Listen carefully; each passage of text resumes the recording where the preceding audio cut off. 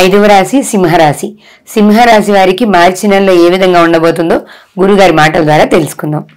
ఇప్పుడు 2025 మార్చి నెల సింహరాశి ఫలితాలు చెప్పుకుందాం.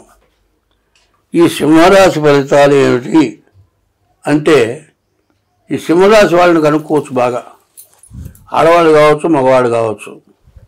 ఈ చెవుల దగ్గర ఇంత పొడవు వస్తాయి, వింటులో వంగవు మేకుల్లాగా ఉంటాయి. నూనె వంగ తీసినా వంగవు. ఇవాళ ఈ మొహం కలరావటాలు చేసేవాళ్ళు ఉన్నారే, వాళ్ళు ఏదైనా గుచ్చి బాగా చుట్టి పెట్టినా కూడా, డ్రై చేసినా కూడా వంగవు, గురిగితే పోవాల్సిందే. ఈ సింహరాశికి అట్లాంటి వెంట్రుకలు ఉంటాయి. ఈ సింహరాశి యొక్క స్వభావం ఎట్లా ఉంటుందంటే, నోరు తెరిస్తే ఆడమనిషి అంటాడు, ఆడమనిషి అంటే అవతలు చూస్తే మగవాడు కావాలని అనుకుంటారు. సింహరాశికి ఇటువంటి కళలు ఉంటాయి. సింహం అంటే అడవికి మృగరాజు. ఈ సింహం అమ్మవారికి వాహనం. ఈ సింహరాశి 9 గ్రహాల్లో ప్రధానమైనటువంటి గ్రహం సూర్యుడు. ఈ సింహరాశికి సూర్యుడు అధిపతి. ఇది ఇంత పుణ్యమైనటువంటి జన్మ ఇంకొకటి లేదు. అయితే ఎంత పుణ్యం చేసుకుని పుట్టారో తెలియదు, కానీ ఇటువంటి రాశిలో పుట్టి ఎంతో అధమస్తమైన దారికి వస్తున్నారు. అటువంటి పరిస్థితి రాకుండా ఉండాలి అంటే ముందుగా మీరు ఎటువంటి పొరపాటు పనులు చేయకుండా ఉంటే ఇంతకంటే ఉత్తమమైన జన్మ ఉంటుంది. నాబోటి వాడు అంటాడు, నాకు అసలు లేదు కానీ సంపాదన, నాకు తింటానికి చాలటం లేదు.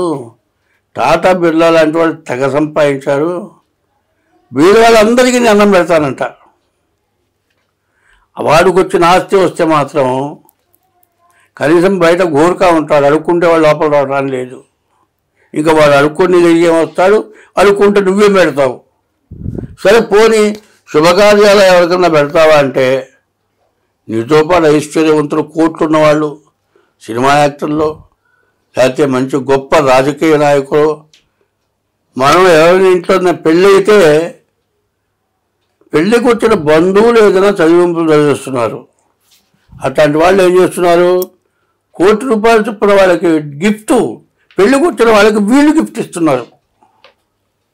తలకాయ కింద పెట్టి కాళ్ళు ఎత్తినట్టుంది, కాళ్ళు పైకి ఎత్తినట్టుంది. ఇప్పుడు పెళ్ళికి గిఫ్టులు ఎందుకు ఇస్తారంటే, పెళ్లి కూతురు తల్లి కానీ తండ్రి కానీ పెళ్ళికొడు కానీ పెళ్లి కూతురు కానీ డబ్బులు లేక ఇబ్బంది పడతాడేమో, మనం కాస్త చదివిస్తే వాడు శుభ్రంగా పెళ్లి చేసుకుంటాడు అనే ఉద్దేశంతో చదివింపులు చదివిస్తున్నారు. ఆ చదివింపులు తీసుకుంటున్నారు. నువ్వు కోటీశ్వరుడివే, కొన్ని వేల కోట్లు ఉన్నాయే, నువ్వు ఎక్కడైనా బీదవాడికి దానం చేయొచ్చుగా. పెళ్ళిళ్ళకి సహాయం చేస్తారు చాలామంది, ఎవరో చస్తే మాత్రం దానం చేయరు. మాకింట్లో అలా ఆలోచన లేదన్నారు, మాకు ఇది అలవాట్లేదు, మాకేదో అన్యాయం జరిగింది అప్పుడు అందుకు చేయటల్లా. అనాథప్రేత సంస్కారే కోటి యజ్ఞ ఫలం లభేతనుంది. అనాథగా వచ్చిన వాడిని మట్టి చేస్తే కోటి యజ్ఞాలు చేసిన ఫలితం ఉంది. ఒక్క ఆడపిల్ల, దిక్కులేని పిల్ల కన్యాదానం చేస్తే మరి 7 తరాలు 14 తరాల వాళ్ళు తరిస్తారట. అటువంటి కన్యాదానం ఎవరైనా కోటీశ్వరుడు ఒక పిల్లకి పెళ్ళికి తగినంత ఇచ్చి ఆ పిల్ల పెళ్లి చేస్తే ఇట్లాంటి కోట్లు ఇంకా కొన్ని లక్షల కోట్లు వస్తాయి నీకు. అది మాత్రం చేయట్లే, ఆ మంచి చేయట్లే. ఈ సింహరాశిలో అటువంటి వాళ్ళంతా అట్లాంటి మంచి పనులు చేయాలని కోరుకుంటున్నారు. ఎందుకంటే సింహరాశి వాళ్ళు అంత ఐశ్వర్యవంతులు కాబట్టి కాస్త నేను చెప్పింది వింటే, మరి వచ్చిన వాళ్ళకి గిఫ్టులు కోట్లు ఇవ్వకపోతే మానగాని అడుక్కునే వాళ్ళకి అన్నం పెట్టండి, వాళ్ళకి బతకడానికి మీ దగ్గర ఏదైనా ఉద్యోగాలు ఇప్పించండి. మా బోటి ముసలాళ్ళని చదువుకొని ఏదో చెబుతున్నాం కానీ మరి మా బోటి వాళ్ళకి కాస్త కంటితో చూడండి. ఇటువంటి పనులు చేయండి. మీరు ఎప్పుడు ఇంతకంటే గొప్ప ఐశ్వర్యవంతులు అవుతారు, రాజాదిరాజులు అవుతారు మీరు. మరి ప్రపంచానికే రాజు కావచ్చు. అట్లాంటిది కావాలి అంటే మళ్ళీ వెనక్కిపోయి మానవ జన్మ కంటే వెనక జన్మ రాకుండా ఉండాలి అంటే ఇట్లాంటి మంచి పనులు చేయాలి. ఈ సింహరాశి వాళ్ళు ఈ సింహరాశికి వచ్చేప్పటికి ఏకాదశిలో కుదురుతున్నాడు. విపరీతమైన ఆస్తులు ఈసారి ఖచ్చితంగా కొంటారు, ఇల్లు కొంటారు. ఇవి కొనాలి అనేటట్లయితే డబ్బులు లేకపోయినా అప్పు చేసుకున్నా కొన్న తర్వాత వెంటనే 3 రెట్ల ఆస్తి పెరుగుతుంది, చాలా సంపాదించుకోగలుగుతారు, చాలా బాగుంటుంది. స్వస్తి. ధన్యవాదాలు గురుగారు.